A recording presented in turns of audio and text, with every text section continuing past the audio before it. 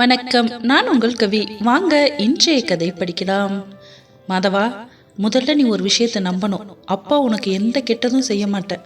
அப்பா செய்கிற எந்த விஷயமும் உன் நல்லதுக்காக மட்டும்தான் இருக்கும். அப்படிங்கிறத நீ நம்பணும்டா. இதற்கும் எந்த அசைவும் காட்டிக்கொள்ளவில்லை மாதவன். சரிடா மாதவா, நீ பதில் சொல்ல வேண்டாம். ஆனா நான் சொல்வதை உன் புத்தியில மட்டும் ஏத்திக்கோ, அது மட்டும் போதும் என்றார் சுந்தரம்.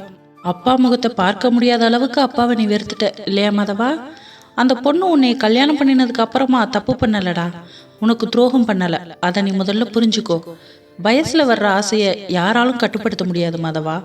நீ அந்த பெண்ணை பார்த்ததும் அவளை பிடிச்சிருக்குன்னு உன் மனசுல தோணுச்சா இல்லையா? அவளை பத்தின விஷயம் தெரிஞ்சதுக்கு அப்புறம் தானே அவ வேண்டான்னு சொல்லிடலான்னு நீ நினைச்ச. ஆனா அதுக்கு முன்னாடியே அவளை உனக்கு பிடிச்சிருந்துச்சு. ஒருவேளை நீ வேண்டான்னு சொல்லியிருந்து இந்த கல்யாணம் தடைப்பட்டு இருந்தா கூட நீ உன் மனசுல ஒரு பொண்ணை ஆசைப்பட்டது உண்மைதானே? அது போலதான்டா அவளும் நமக்கு இப்படி ஒருத்தன் கணவனை வந்தா நல்லா இருக்குன்னு நினைச்சிருப்பா. ஆசைப்படுவது விருப்பப்படுவதெல்லாம் அவங்களோட தனிப்பட்ட விருப்பம். அதை நம்ம குறை சொல்ல முடியாது மாதவா. அப்படி பார்க்க போனாலும் அந்த பொண்ணு அந்த பையனை விரும்பினதை விட அவங்க அப்பா அம்மாவை தான் அதிகமாக காதல் செஞ்சிருக்கா. அதனால தான் அவங்களுக்காக அந்த பையனையே தூக்கி எறிஞ்சிட்டா. கடையில் விற்கிற பொருளில் புதுசு பழசு பார்க்கலாம் மாதவா, அது எல்லாருக்கும் கிடைச்சிடும். ஆனால் இது மனசு, உணர்வு, அதையெல்லாம் நம்ம கட்டுப்படுத்த முடியாது. இது ஏன் உனக்கு புரியலை? பொண்ணையும் பொருளையும் நீ எப்படி ஒன்றா நினைச்ச மாதவா? உன்னை நிச்சயம் பண்ணதுக்கு அப்புறம் அந்த பொண்ணு ஏதாவது தப்பு பண்ணியிருந்தா அப்போ குறை சொல்லலாம். அது தப்பு தான், அது யாரும் மறுக்க முடியாது. ஆனா உன் கையால தாலி கட்டினதுக்கு பின்னாடி உன்னை மட்டுமே நினைச்சு ஒரே ரூம்ல இருந்தாலும் உன் கிட்ட கூட நெருங்க முடியாம அந்த பொண்ணு எவ்வளவு துடிச்சிருப்பா. அதை நீ நினைச்சு பார்த்தியாடா? பாவம் அவள். இங்கே இருந்த ஒவ்வொரு நிமிஷமும் உன் மேல அவ்வளோ காதல் வச்சிருந்தா. ஆனா அதை வெளிப்படுத்த முடியாத சூழ்நிலையில இருந்தா. அதுக்கு காரணம் என்ன? அவ உன் மேல வச்சிருந்த காதல் தாண்டா.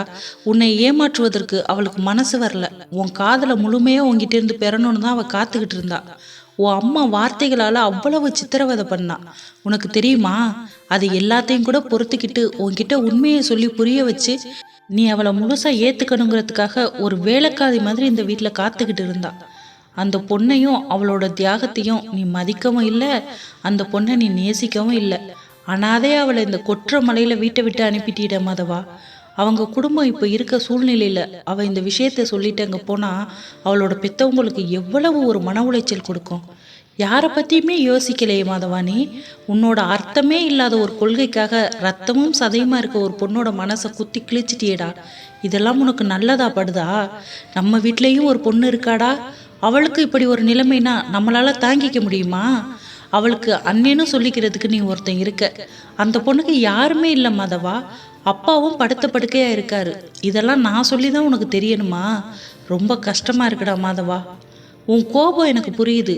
நம்ம அப்பா நமக்கு துரோகம் பண்ணிட்டாருன்னு நீ நினைக்கிற. அப்படி இல்லை மாதவா. உனக்கு ஜாதகத்துல எல்லாம் நம்பிக்கை இல்லை. ஆனா எனக்கு ஜாதகத்துல ரொம்ப நம்பிக்கை இருக்கு. உனக்கு ஜாதகத்துல ஒரு தோஷம் இருந்துச்சு. அந்த பொண்ணுக்கும் உனக்கும் தான் ஜாதகம் பொருந்துச்சு. அப்போ இந்த கல்யாணம் உனக்கு பண்ணலைன்னா உனக்கு கல்யாணமே நடக்காதுன்ற மாதிரி ஜோசியர் சொல்லிட்டாரு. நானும் ஒரு சுயநலத்தோட தான் அந்த பொண்ணை உனக்கு கட்டி வைக்கலான்னு முடிவு பண்ணினேன். அதுலேயும் 1000 தடங்கள் வந்துச்சு. அதையே மீறி தான் நீ அவ கழுத்துல தாலி கட்டியிருக்க. இதுல இருந்து உனக்கு என்ன புரியுது? அவ தான் உனக்காக எழுதப்பட்டவள். நீ நம்பினாலும் நம்பாட்டியும் இதுதான் உண்மை. உனக்கும் அவளுக்குமான உறவு கடவுள் போட்ட முடிச்சு. இதை யாரும் மறுக்க முடியாது. எப்போ இருந்தாலும் அவ தான் உன் பொஞ்சாதி. அவ கூட தான் நீ வாழ போற. இதை நீ மறந்துடாத மாதவா என்று சொல்லிவிட்டு வெளியில் எழுந்து சென்றார் சுந்தரம். மாதவன் அப்போதுதான் திரும்பி அவனின் அப்பாவை பார்த்தான். அவர் அந்த இடத்தை விட்டு சென்று விட்டார். மாதவன் கண்களை மூடித்தான் இருந்தான். ஆனாலும் கண்களில் நீர் மட்டும் வடித்து கொண்டே இருந்தது. நீங்க சொல்றதெல்லாம் சரியான விஷயமா கூட இருக்கலாம்பா. ஆனா நான் வளர்ந்த விதம் அப்படி. என் மனசை திடீர்னு மாத்திக்க சொன்னா அது எப்படி என்னால் முடியும்? 1000 இருந்தாலும் அவ என்கிட்ட சொல்லி புரிய வைக்கணும்னு நினைச்சிருந்தாலும் ஆரம்பத்திலே என்கிட்ட சொல்லியிருக்கணும். அதை ஏன் மறைக்கணும்? அவ மறைச்சது தப்பில்லையா? அதுக்காக நான் கோபப்படுறத மட்டும் தப்புன்னு சொல்லலாமா? அவ மேல எனக்கு வெறுப்பு தான் அதிகமா இருக்கு. மனதிற்குள்ளேயே புழுங்கினான் மாதவன். வெளியில் சென்ற சுந்தரம், கரைப்பார் கரைத்தார் கல்லும் கரையும் மாதவா, ஓ மனச நான் கரைக்கிறேன் என்று நினைத்து கொண்டே போனார். இருவரின் இடைவெளிக்கு நடுவில் நாட்கள் மெல்ல மெல்ல நகர்ந்தது. அன்று கீதா கல்லூரி ஆண்டு விழாவிற்காக சீக்கிரமே கிளம்பிவிட்டாள். கல்லூரியில் ஒரே ஆரவாரமாக இருந்தது. கீதாவின் இறுதி ஆண்டு கல்லூரி படிப்பு என்பதால் அனைவரிடமும் பிரியாவிடை பெற்று செல்வதற்காக வந்திருந்தாள். அதே கல்லூரியை சேர்ந்த மாணவன் சூர்யா. கீதாவும் சூர்யாவும் 2 வருடங்களாக காதலித்து வருகின்றனர். இது வீட்டில் யாருக்கும் தெரியாது. கீதா அன்று தனது கடைசி நாள் கல்லூரி என்பதால் அவள் வந்த நாள் முதல் இன்று வரை நடந்ததை நினைத்து பார்க்க ஆரம்பித்தாள். கீதா கல்லூரியில் சேர்ந்த ஓராண்டுகள் யாரிடமும் அவ்வளவாக பேச மாட்டாள். சிறிய வட்டத்திற்குள்ளேயே அவளின் நாட்கள் கடந்தது. கல்லூரி 2ஆம் ஆண்டு வந்தபோதுதான் அதே கல்லூரியில் முதுநிலை பட்டதாரி சூர்யா அவளை பார்த்தான். பார்த்ததும் அவன் மனதில் காதல் பற்றி கொண்டது. ஆனால் அவளிடத்தில் சொல்வதற்குத்தான் அவனுக்கு கொஞ்சம் தயக்கம். நாட்கள் ஓட ஓட அவளிடம் இன்று சொல்லியே தீர வேண்டும் என்று முடிவெடுத்தான். அன்றுதான் பிப்ரவரி 14. தன் காதலை என்று அவளிடம் சொல்லிவிட வேண்டும் என்று அவளின் வகுப்பறைக்கு சென்றான். அங்கு அவளது தோழிகள் 2 மட்டும் அமர்ந்து பேசிக் கொண்டிருந்தார்கள். சூர்யா அருகில் சென்றான். என்ன மேடம், இன்னும் உங்க பெரிய மேடம் வரலையா என்று கேட்டான். பெரிய மேடமா? யாரு? ஓ, எங்க தமிழம்மாவா? அவங்க ஸ்டாப் ரூம்ல இருப்பாங்க, நீங்க அங்க போய் பாருங்கன்னா என்று கிண்டல் அடித்தார்கள். என்ன நக்கலா? நான் உங்களோட சீனியர், ஞாபகம் இருக்கட்டும் என்றான் சூர்யா. சரிங்க சீனியர் சார், நாங்கள் கிண்டல் எல்லாம் பண்ணலை. நீங்கள் யாரை கேட்குறீங்கன்னு எங்களுக்கு தெரியல, அதனால தான் நாங்கள் அப்படி சொன்னோம். இப்போ சொல்லுங்க, அவங்களுக்கு பேர் இருக்கா? பேர் இருந்தால் சொல்லுங்க, நாங்கள் ஆளை பற்றி சொல்கிறோம் என்று சிரித்தார்கள் 2. உங்களுக்கு எல்லாம் பயமே இல்லாமல் போச்சு என் மேலே. இருக்கட்டும் இருக்கட்டும், பார்த்துக்கிறேன் உங்களை என்றான் சூர்யா. பாருங்க பாருங்க சீனியர், நாங்கள் எங்கேயுமே போகலை, இங்கே தான் இருக்கோம், நல்லா பாருங்க என்றார்கள். ஏய், உங்கள் 2 பேர் பேர் என்ன? சுஜி அப்புறம் அபி தானே? உங்கள் கூட எல்லாம் அவள் ஃப்ரெண்ட்ஷிப் வச்சிருக்கால, முதல்ல உங்கள் 2 பேரையும் கட் பண்ணுறேன் பாரு என்றான் சூர்யா. ஓஹோ, நீங்கள் இவ்வளவு நேரம் கீதாவை பற்றி தான் பேசிகிட்டு இருக்கீங்களா? இருக்கட்டும், யாரு யாரோட ஃப்ரெண்ட்ஷிப்பை கட் பண்ணுறாங்கன்னு பார்ப்போமா என்றாள் சுஜி. பார்ப்போம் பார்ப்போம் என்றான் சூர்யா. சூர்யா கீதாவை காதலிப்பது கீதாவுக்கும் தெரியும், அவளின் தோழிகளுக்கும் தெரியும். ஆனால் அவன் நேரடியாக அதை சொன்னதில்லை. கீதாவும் அதை தெரியாதது போலவே காட்டிக்கொள்கிறாள். என்னடி அபி, இன்னைக்கு காதலர் தினம், உங்களால் என்ன வாங்கி கொடுத்தான் என்றாள் சுஜி. ஆமாம் ஆமாம், வாங்கி கொடுத்தான். என்னத்தை வாங்கி கொடுத்தான்? என்கிட்ட இருந்து தான் காசை வாங்கிட்டு போயிட்டான் என்றாள் அபி. என்னடி, இன்னைக்கு சீனியர் இருக்கிற வேகத்தை பார்த்தா கீதாவிடம் காதலை சொல்லாமல் விட மாட்டார் போல என்றாள் அபி. அம்மணி வரட்டும், என்ன ரியாக்ஷன் கொடுக்குறாங்கன்னு பார்ப்போம். சீனியர் வெயிட்டிங் தான் அம்மணிக்காக என்றாள் சுஜி. கீதா கல்லூரிக்குள் வந்து அவளின் வகுப்பறைக்குள் நுழைந்தாள். சுஜியும் அபியும் கீதாவை பார்த்து சிரித்தார்கள். என்னடி அப்படி சிரிக்கிறீங்க என்றாள். ஒண்ணுமில்ல, உனக்காக ஒருத்தர் இங்க வெயிட் பண்ணிட்டு இருந்தாரு, அவரை காணுமேனு தேடினோம், அதான் அந்த ஜன்னல் பக்கம் நிக்கிறாரான்னு பார்த்தோம், காணும், வருவார், வெயிட் பண்ணு என்றார்கள். என்ன பக்கம் வந்தாங்களா? யாரடி அது என்றாள் கீதா. இதோ வந்துட்டாரு பாரு நம்ம சீனியர், அவர் தான் உன்னை இவ்வளவு நேரமா தேடிட்டு இருந்தாரு. சீனியர், இந்தா பெரிய மேடம் வந்துட்டாங்க, கொஞ்சம் வந்து என்னன்னு கேளுங்க என்று அழைத்தாள் சுஜி. சூர்யா கீதாவின் அருகில் வந்தான். அவள் ஒரு பெஞ்சில் அமர்ந்திருந்தாள். அவளின் எதிரில் அவனும் அமர்ந்தான். என்ன கீதா, காலேஜுக்கு டைமுக்கு வரமாட்டியா? ஏன் இவ்வளோ லேட் என்றான்.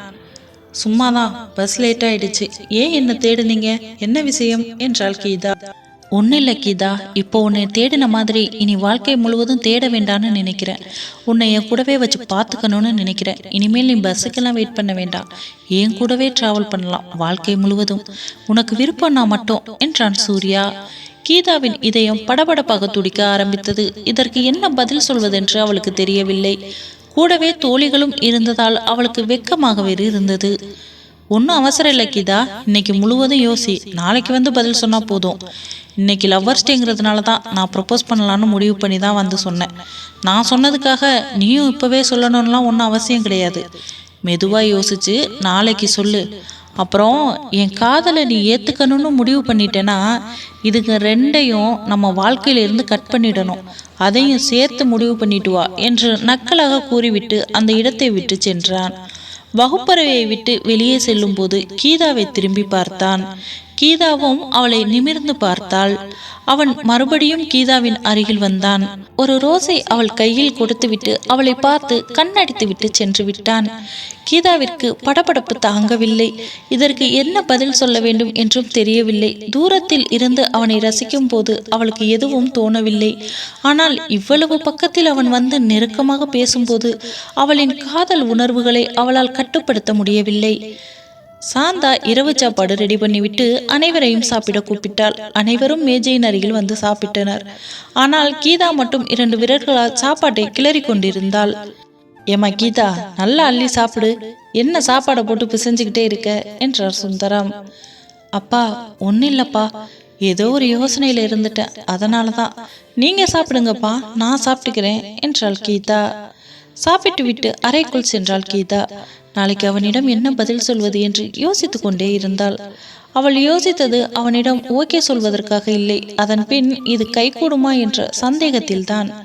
ரொம்ப நேரம் யோசித்து தீர்க்கமான ஒரு முடிவெடுத்தாள் கீதா. இனி நம்ம வாழ்க்கை சூர்யா கூட தான். அப்பா அம்மா ஒத்துக்கலன்னா கூட அவங்கள எப்படியாவது ஒத்துக்க வச்சுடணும். இந்த வாழ்க்கை எனக்கு சூர்யா கூட மட்டும்தான். ஏன்னா அந்த அளவுக்கு சூர்யாவை பிடித்திருந்தது கீதாவிற்கு. சூர்யாவை நினைத்து கொண்டே தூங்க போனாள் கீதா.